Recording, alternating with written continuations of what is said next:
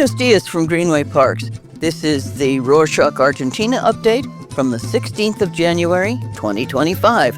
A quick summary of what's going down in Argentina. In case you haven't noticed, many regions are dealing with scorching heat wave this week. Temperatures have climbed above 40 degrees Celsius, 104 degrees Fahrenheit, in some provinces and hit 35 degrees Celsius, 95 degrees Fahrenheit, in the Buenos Aires metropolitan area. The intense heat has pushed electricity demand by 1,000 megawatts, which is a lot, over the forecast of 23,500, though it remains below the 2024 record.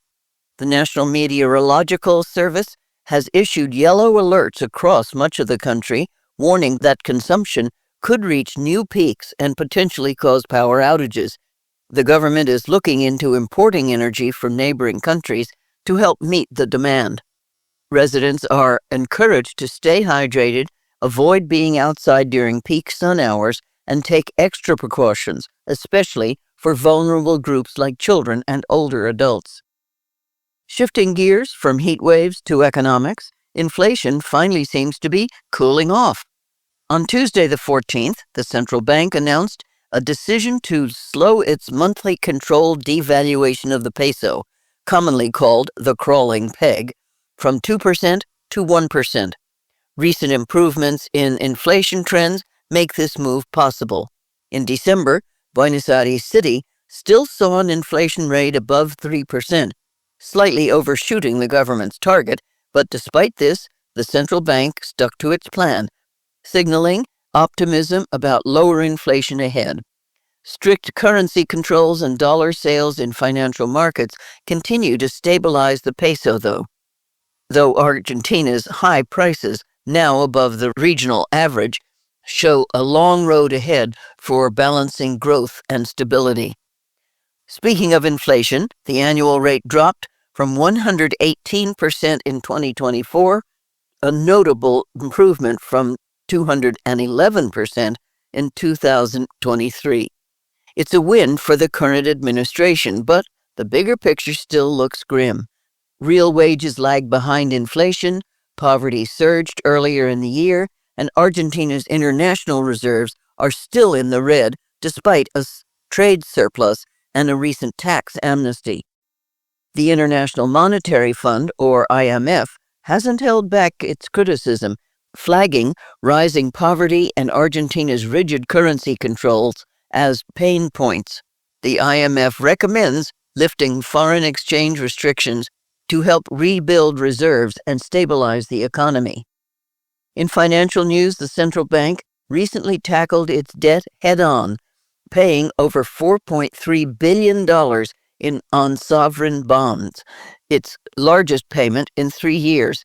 This included bonds under both Argentine and U.S. jurisdictions. While this repayment did not disrupt markets since it was pre-announced, analysts are cautiously optimistic. The move could lower Argentina's country risk index and improve international credit access. Over in Congress, some political drama is brewing. Starting the 20th of January, lawmakers will meet for special sessions to address a packed agenda. Key issues include a revamped anti-corruption bill, nominations for Supreme Court justices, reforms to bankruptcy laws, changes in the penal code, and an attempt to eliminate mandatory primary elections. Meanwhile, the Milei administration is shaking things up in the science sector. On Tuesday the 14th, it launched a sweeping review of government-funded research programs, canceling those that don't align with its strategic focus areas like agro-industry, mining, and the knowledge economy. This move, aimed at cutting public spending, hits university-led social science and environmental research projects the hardest. Critics have slammed the decision, saying it sidelines essential programs like climate change studies and ocean research. The government, however, is defending the cuts as necessary for addressing inefficiencies and irregularities in program management. On that note, about environmental issues, wildfires in Nahuel Huapi National Park near Bariloche are worsening. A lightning strike during a storm sparked the blaze, which has now consumed over 3,500 hectares or 8,600 acres.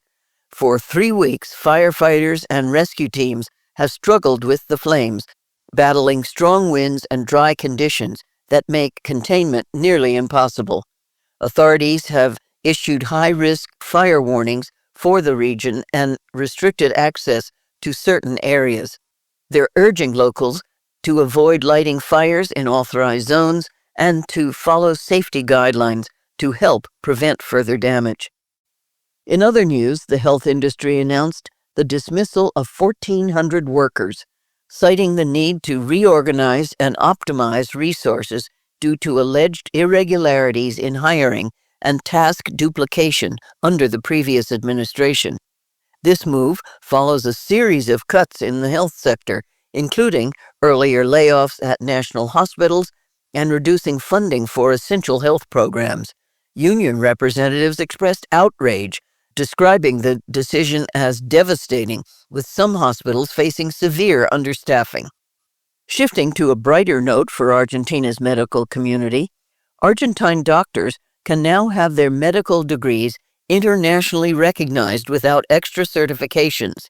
The Ministry of Human Capital announced the milestone after the country's accreditation system aligned with the World Federation for Medical Education Standards. This achievement means local doctors can now practice abroad more easily.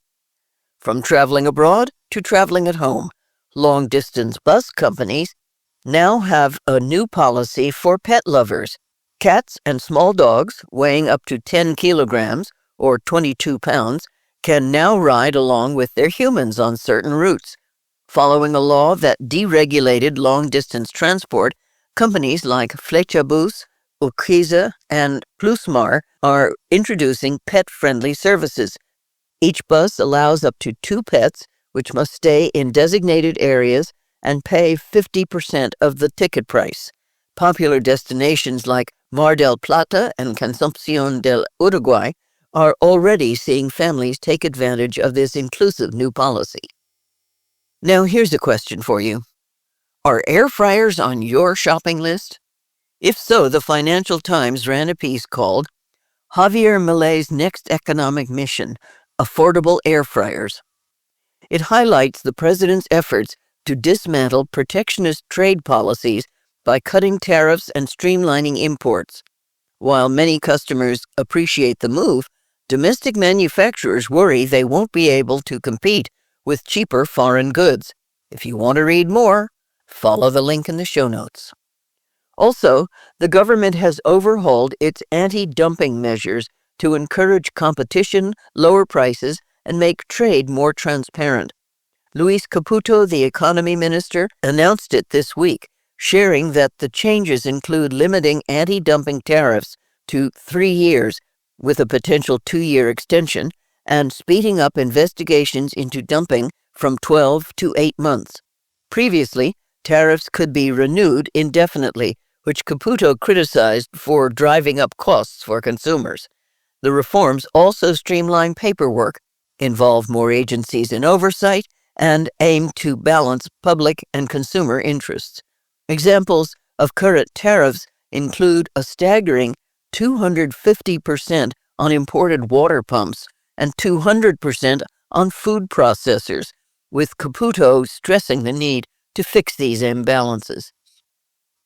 Back to the topic of international headlines, The Guardian recently weighed in on Milei's economic approach. In an opinion piece published Sunday the 12th, the paper criticized his austerity measures during his first year in office. It pointed to sweeping cuts in public services and jobs, which it says have fueled poverty, rising inflation, and violent protests. Link in the show notes. Turning to sports, good news for fans of Franco Colapinto.